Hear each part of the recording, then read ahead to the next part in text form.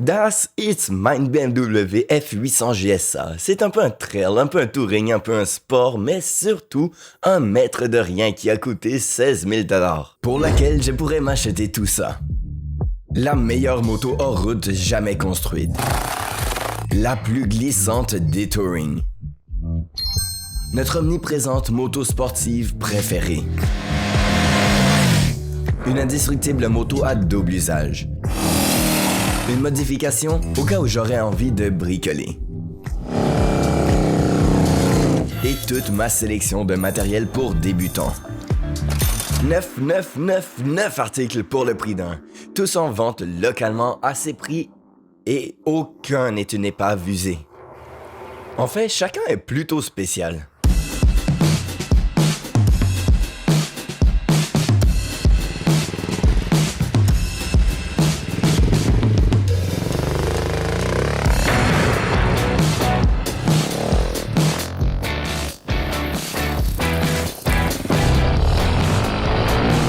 La série XR de Honda est le foyer des motos les mieux construites de l'histoire. Dans les années 70, tout le monde parcourait les pistes avec des deux temps, plus légères, moins chères, assez de puissance pour embrasser Sea Biscuit, définitivement l'avenir. Seulement Big Red avait cette obsession bizarre, il se cognait la tête contre la série XL, refusant d'abandonner les motos hors route à 4 temps.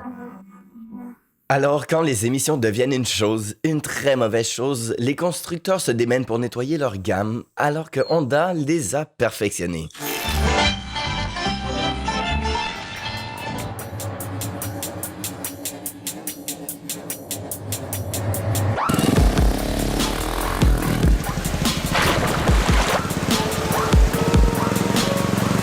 La XR est lancée en 79, se rapprochant immédiatement de la puissance des deux temps et bénéficiant d'une suspension, d'une fiabilité et d'intervalles d'entretien supérieurs puisque l'honorable Honda a longtemps été habitué à compenser la vitesse.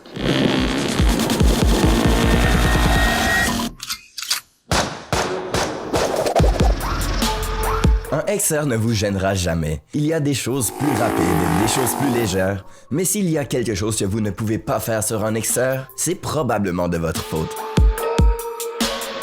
Notre jour de gloire s'achève en 2002. Lorsque Honda passe du XR au CRF, le reste du premier étant fabriqué au Japon, le reste du second au Brésil.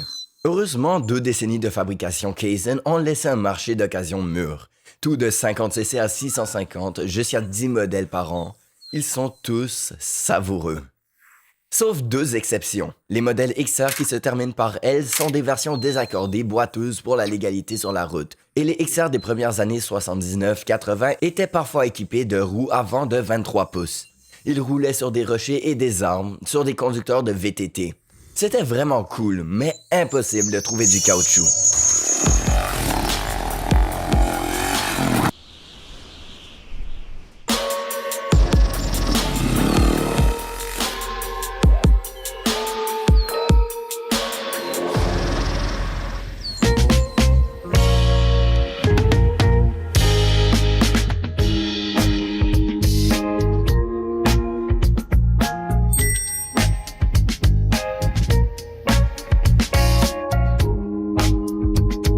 Bonjour Clarence, la Goldwing de 1985 en conditions rares.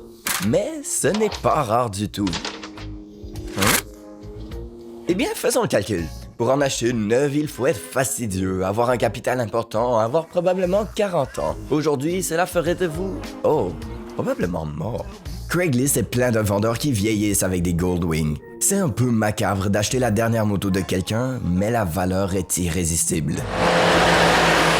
Suspension pneumatique, compresseur intégré, communicateur passager intégré, système audio à 4 haut-parleurs pompant de la radio CB, FM, le lecteur de cassette, l'ordinateur de bord, les signaux à annulation automatique, les feux de virage et assez de cuir pour refaire le casting de Jersey Shore.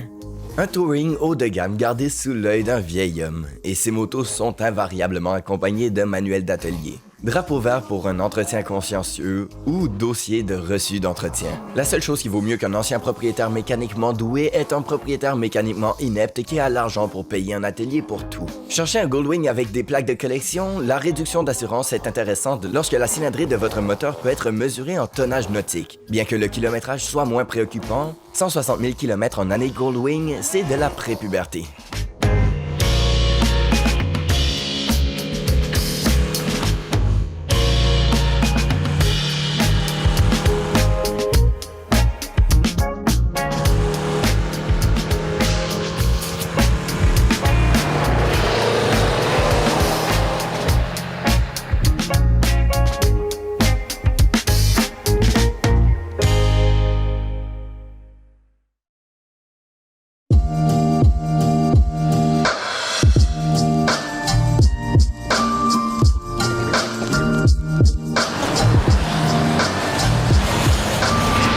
La SV650 depuis 1999 a revendiqué la meilleure expérience de moto sportive sur la route. Et à cause de cela, nous avons beaucoup de chariots de préparation de course, beaucoup de participation à des journées de piste et les usagers coûtent beaucoup de dollars.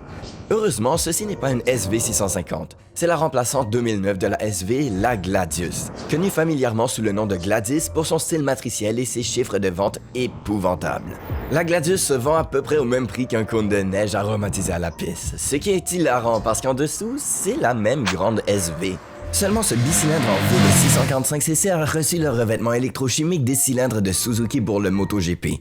Il a reçu des cames plus hautes pour augmenter le couple, des corps de papillon plus longs, des atomiseurs d'essence à 10 orifices provenant d'une GSXR pour corriger l'accélérateur tristement célèbre de ses prédécesseurs.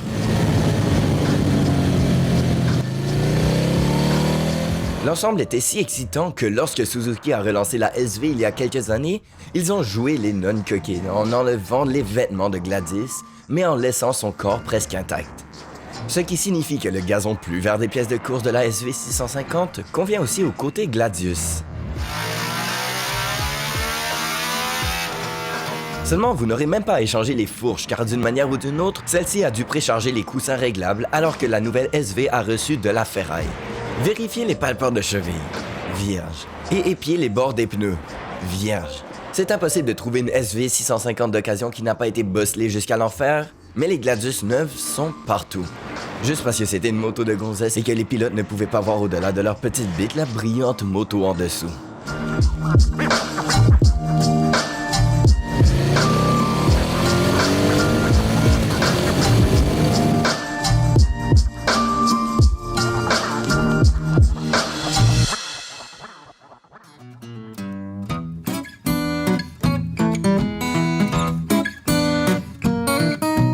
Soyez le témoin de la moto la plus aventureuse jamais fabriquée. Rapide, saisissante, luxueuse. Non, non, non. Mais kilomètre par kilomètre, les KLR ont vu plus de choses que les GS et les KMT réunis. La raison est qu'elles sont indestructibles. Une fois, j'ai passé 2 semaines à essayer explicitement d'en tuer une qui m'a défié car eBay avait 1 million de pièces de rechange à moins de 70$ et toutes les autres pièces étaient en bon état de marche. 31 ans de production perfectionnée font ça pour vous. Je ne prendrai pas le risque de conduire une Ducati Multistrada jusqu'au Manitoba, mais je conduirai une KLR jusqu'à Mars.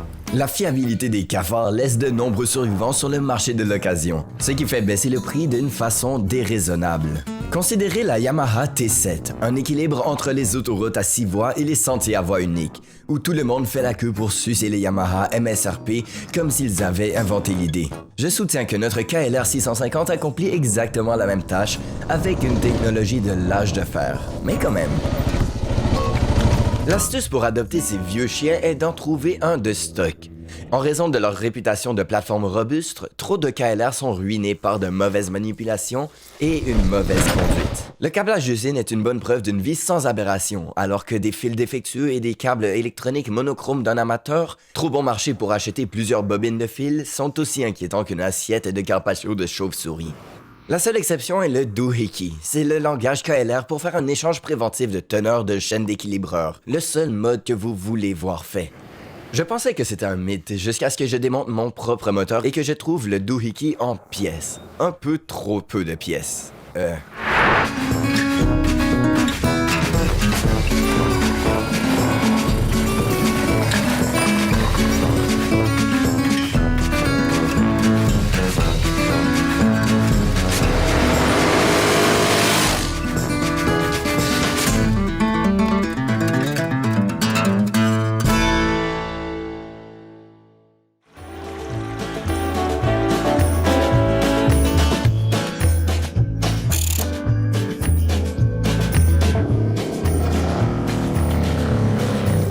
des années 2000, les millénials arrivent à l'âge adulte, American Choppers est l'émission la plus populaire sur Discovery Channel et tout le monde verse sa richesse économique dans un cruiser personnalisé. Aujourd'hui, nous sommes passés au café, aux scramblers, à d'autres tendances plus authentiques mais tout aussi inauthentiques. Alors, quoi? Alors quelqu'un a mis ses économies de retraite dans cette chose et maintenant Craigslist/Moto est une grande compétition pour voir qui peut donner son custom de l'ère millénaire pour la plus grande perte. Les Yamaha V-Star sont particulièrement bonnes. Vous vous souvenez de l'époque où Honda offrait un rapport qualité-prix démesuré à la fin des années 60 pour tenter de grignoter le marché des Triumph? Eh bien, c'est la même histoire. Harley vend des V-Twins plus vite que les concessionnaires ne peuvent les stocker, alors Yamaha investit dans cette marque de Challenger appelée Star Motorcyclette. Des composantes coûteuses, des performances et une fiabilité supérieure, le tout à un prix inférieur à celui de Harley pour gagner une première part du gâteau. L'affaire d'hier est une affaire d'aujourd'hui. D'autant plus que quiconque a acheté un cruiser japonais en 2000 l'a certainement acheté pour le conduire. Vous voyez, une moto utilisée régulièrement est toujours plus sûre que le bonbon du garage de quelqu'un, adoré de loin alors qu'il pourrit de l'intérieur. La seule astuce avec les stars de l'ère millénaire est d'éviter le cadre et la suspension coupés par des choppers actuels. Il est inutile de se procurer une dynamique conçue à Hamamatsu, puis profanée par un idiot à la main.